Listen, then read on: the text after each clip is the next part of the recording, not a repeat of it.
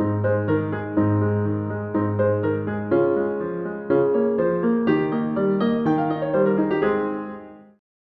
everybody. So today is my last of my Christmas recaps that I've been doing this month here on this channel, where I give you my quick thoughts about all the different movies that I've been watching on Hallmark Channel and Lifetime Channel and Netflix and everywhere else.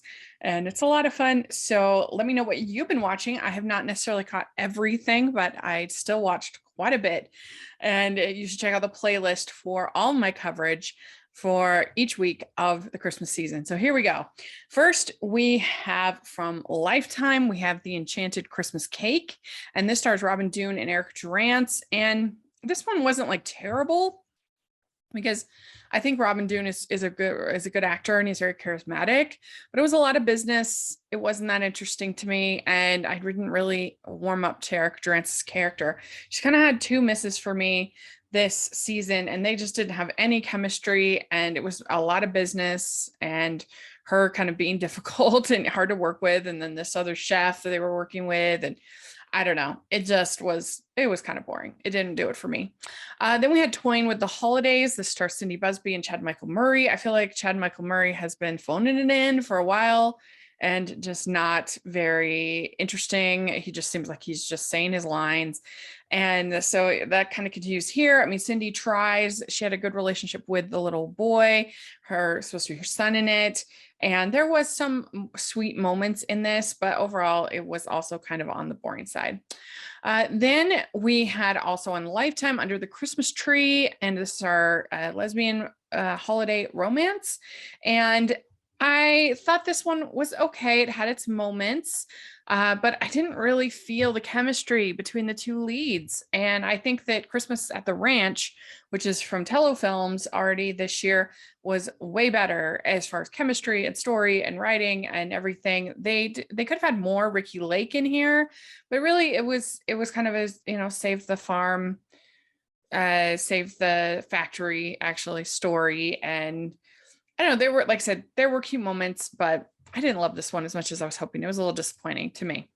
Then we had Candy Cane Candidate, and this is our third Jake Epstein movie this season with Jackie Leigh, who was in A Sugar and Spice Holiday last year, which was one of my favorites.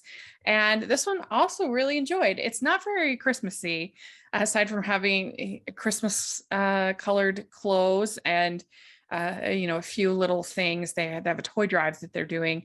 It's pretty much just a basic romantic comedy, but I thought it did a good job at a basic romantic comedy. These two people running for office and kind of enemies to lovers. But there's also second chance romance because they knew each other in high school. And, Jake Epstein is very charming. And I think this is probably my favorite of the three that he was in this season. Then we have Christmas by Chance, and this is again on Lifetime. And this stars Winnie Clark and Jacob Blair. And basically she's responsible for like helping him with a week of perfect activities for him and his hope to be fiance to give the perfect proposal. But as they work together, they start to become more attached. And that's like one of my least favorite plot lines, the whole emotional cheating. And like his girlfriend is like this really difficult model. And so you don't feel that sorry for her, but if you really think about it, would we want our heroine to be with somebody who is doing this, but then also who's emotionally cheating, but also who is ready to propose to this kind of horrible person? So I didn't really care for this one. It was not good. And then we had Mistletoe in Montana. And I was actually excited about this because I've liked most of Melissa Joan Hart's movies, and this had Dwayne Henry playing her co-lead. This thing was so bad. I really thought it was one of the worst of the season. I mean, they not only have no chemistry, but like nothing happens. It's like watching somebody's home movies. They're at the ranch, and I don't know. I mean, there was just like no plot, no story. It was bad, really bad. Then we had on Ion Channel, we had a new lease on Christmas, and they had 4 movies this year at Ion, new movies, and all 4 of them were funny and edgy and on a low budget, but I enjoyed all 4 on some level. My favorite was The Christmas Thief, and this one was probably my least favorite, maybe the Australian one. I don't know, Christmas in the Down Under. But this one is messy. But I liked the supporting characters, especially George, and him kind of standing up for himself. He has a really good moment. I thought it did Santa very well. Like the kind of the end reveal was very effective. And I thought that Claire Coffey did a good job. So overall, it was okay. Then we had on Paramount Plus, we had Christmas Takes Flight.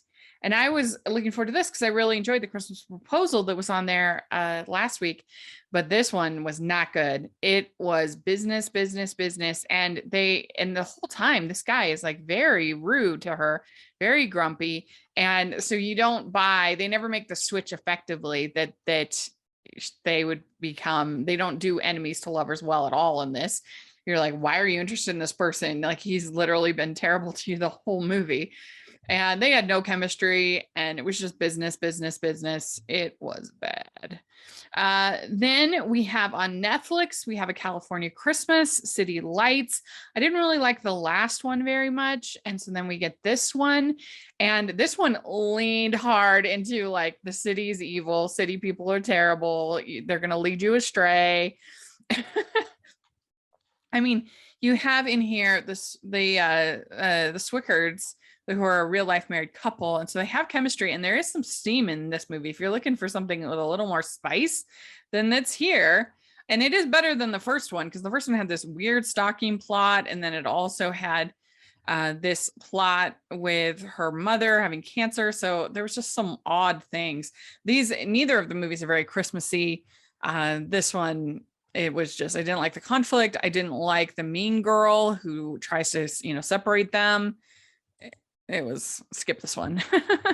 Okay, now we have Hallmark. So for Hallmark, we had a Sugar Plum Twist, and this was actually on Hallmark Movies Now a couple of weeks ago, and now it was on Hallmark Movies Mysteries. And I did a full recap on this movie with Lila Fitzgerald, who's an actress and also a ballerina, and I thought she had some really insightful things to say about the ballet business and prejudices and different things. I really enjoyed talking to her. The movie is about this ballet company who they have this woman who wants to inject kind of a more Latin flair into the Nutcracker and how that kind of shakes things up. And I liked it. I thought that it was interesting and I liked the kind of the Puerto Rican side to it.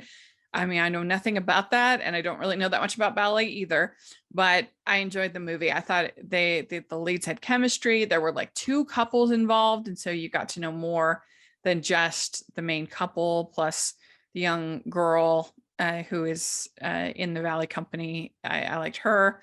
I don't know. I thought it was good. So check it out. And I think without breaking forward in boundaries in ballet, we can't move into a world where ballet can actually recognize its dancers and their histories and everything without, forcing them into racial stereotypes. Yeah. And especially when you cast white dancers to play the Chinese tea and the Arabian coffee, that's a huge problem. Then we had the Christmas House 2, Deck the Halls. We had Christmas House last year, and I liked that one last year. I think this one is better, which is rare in a Hallmark movie to have a better sequel, but they didn't have the whole divorce conflict with the parents. And I thought that they just did everything kind of better in this one because it's set with a reality TV spin on it, but they actually had like camera equipment and made it feel like somewhat real. Where some of these reality TV shows on Hallmark are just so bad. And the rivalry between Robert Buckley and Jonathan Bennett was really well done. And I thought the script was well done.